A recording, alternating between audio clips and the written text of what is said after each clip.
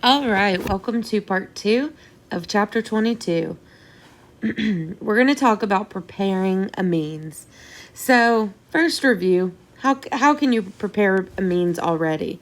Well, for one, if you are just starting with, there's a lot of ways to do this actually.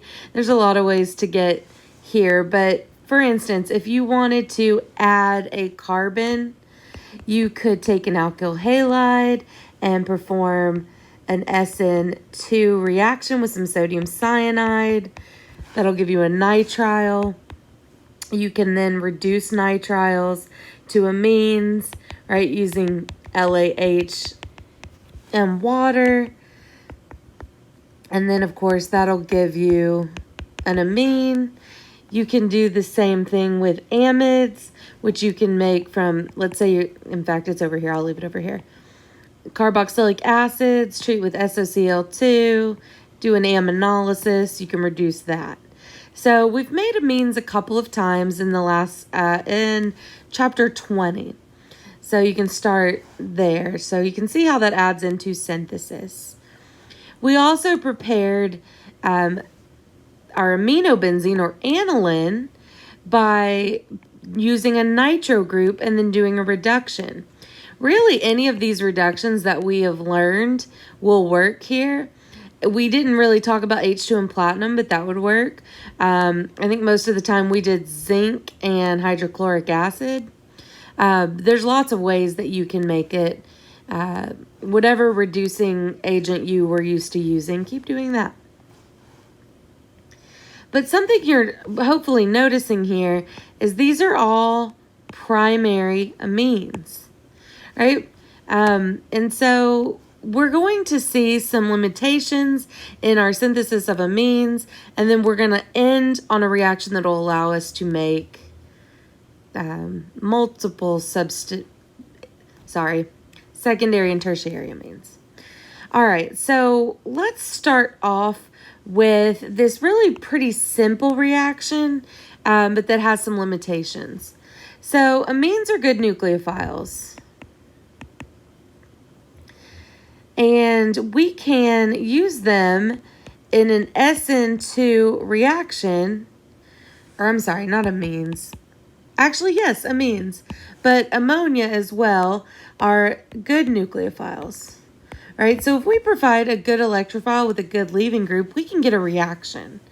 So if we just start with ammonia and we treat some sort of alkyl halide, right? And it's SN2, so we want, a secondary at most. Primary would be better, or methyl alkyl halide. I always like to use bromine, chlorine, and iodine would work. All right, you're going to get that concerted SN2 mechanism, and that is going to leave you with this quaternary amine. All right, now because you have ammonia around, that's a good base that can deprotonate this for you so that you wind up with your primary amine.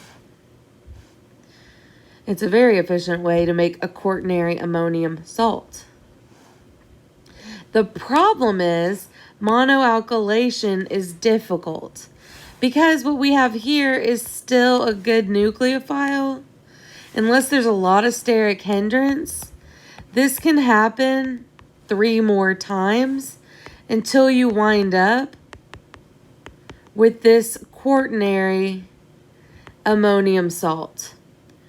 All right, so it's very hard to just make, you can consider this, that it makes a secondary and tertiary amine, but it just doesn't stop. It keeps going. So while it's a pretty simple reaction, it's not terribly efficient for us. So we're going to look at a few more efficient, more kind of controlled reactions. So we're going to start with Zayed synthesis. And this is a good controlled route to a primary amine. So let's say you don't want to increase the carbon chain. So using the nitrile and hydrating it, or not hydrating it, reducing it doesn't work. And you can't get to a carboxylic acid, and so you can't take the amide route either. Azide synthesis would work for you. So you're going to take your alkyl halide of whatever length here. Let's just use this little 1-bromopropane. And you're going to treat with sodium azide, NaN3. Now this will give you this intermediate here. This isn't where we want to stop. The second step is going to be a reduction. Now, you're going to use LaH and water. H2 and platinum works, but I am going to ask you to know this mechanism, and it's going to involve this particular reduction. And what that's going to do is it's going to replace that bromine with an NH2 group. So how does this work? Let's walk through this mechanism. So first of all, you do need to know the structure of the N3 ion, right? It's sodium azide. So you have a cation here and then an anion. And your anion looks like this. It's a plus charge in the middle, 2 negatives on the outside. A lot of electron density here. It's a very good, very strong nucleophile. So we're going to still get that SN2 reaction. Okay, so then we draw our little RN3 intermediate. And it's going to be nitrogen. There's one lone pair and a double bond, so this nitrogen doesn't have a charge anymore. We'll still have a positive and a negative, so a net neutral intermediate here. Now, this is where you add in your lithium aluminum hydride. So you do need to know the aluminum hydride structure. Right, so what happens here is this puts a hydride, not a proton, not a hydrogen, a hydride onto our nitrogen. So you want to draw it coming from the bond because it's this hydride is going to attach to that nitrogen. Now we can't have more than an octet on nitrogen, so we knock one of those pi bonds back. So let's draw the result of this. Nitrogen has a hydrogen, still neutral, so it has 3 bonds. And then this nitrogen now has a lone pair, a double bond, and this nitrogen still has a negative charge. This is the step now that's irreversible. It gives you, the reason why you get a decent yield here is because you lose N2. And then N2 goes away as a gas and you don't see it again. So how does that work? Well, one of these lone pairs on this negative charge goes ahead and moves down. So it forms our triple bond. That gives this pair of electrons to the nitrogen over here attached to the alkyl group. So we lose N2. And now we've got this little amide ion. And that's about when you add in your water, right? You always work up an LaH reaction with water or maybe H3O plus. Either way, what you're trying to do is get that proton. Water is going to be better. Otherwise, you'll get an extra proton on this nitrogen, and that might not be what you want. So you may not want an acid. You may just want water. But you are going to be responsible for this mechanism. So make sure that you practice. Now, what could be the issue here? This gives a good yields. It's pretty specific. It doesn't continue to alkylate. Well, as it turns out, sodium azide is kind of dangerous to work with, right? It's rocket fuel. So there are other ways. So the second way we're going to be able to make a primary amine is Gabriel synthesis. Now, I'm not going to ask you to know the mechanism of this one, but this one has a pretty unique starting material, phthalimide.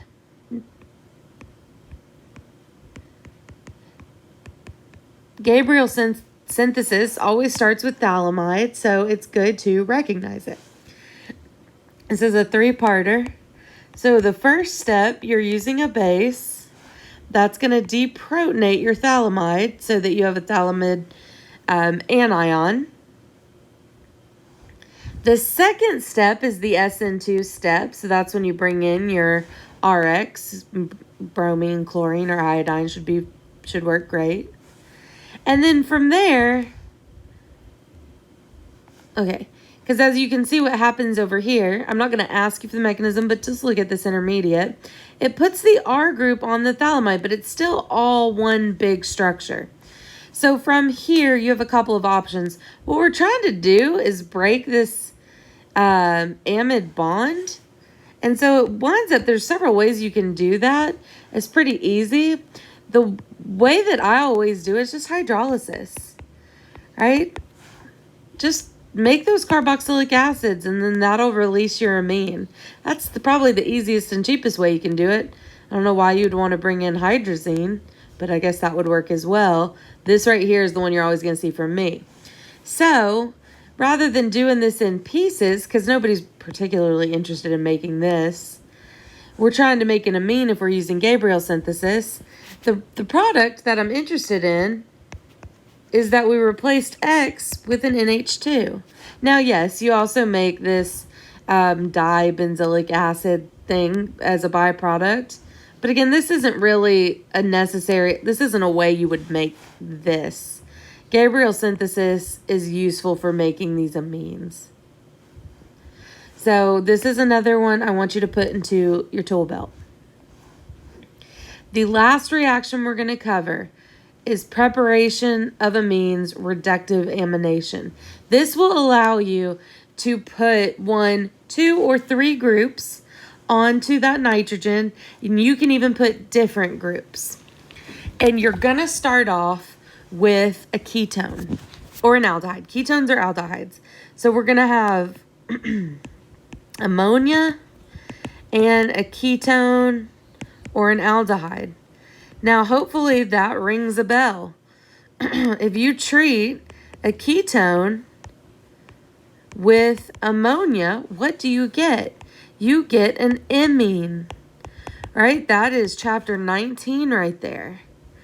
So this obviously isn't the amine we're looking for, but something that we know about imines, there's no reason to leave all that on there. There we go. The thing to know about imines is that you can reduce them. So you can use H2 and platinum, but we're going to use that is better for this because it doesn't react with everything else that might be in your molecule, is sodium cyanoborohydride. So NaBH3CN. You could also use sodium borohydride, but this is the best reagent for this particular reaction. And that is going to leave you with the amine. It's going to add hydrogen to both sides of that imine bond. So how's this going to look? Let's say we're trying to make an ethyl propyl sec-butylamine. All right. We're going to make a plan. It doesn't really matter which one we add, first, second, or third, but let's go from smallest to largest so we don't deal with sterics. So first, this is a 2-carbon chain, and since it is not branched, that is going to start with an aldehyde. And we're going to treat it with ammonia, and we're going to follow it up with sodium cyanoborohydride.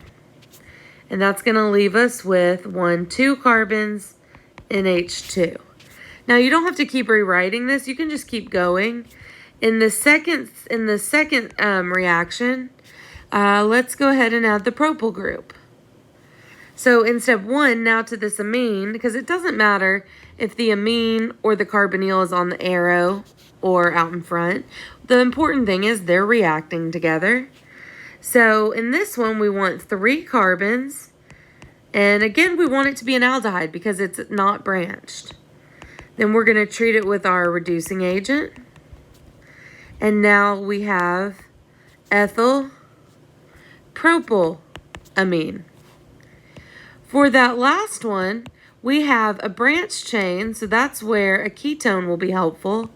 So we have a 4-carbon ketone, and then sodium cyanoborohydride.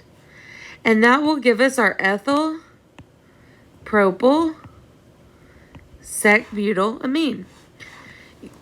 You should practice this. There will be one in the extra credit. There will be one on the practice exam.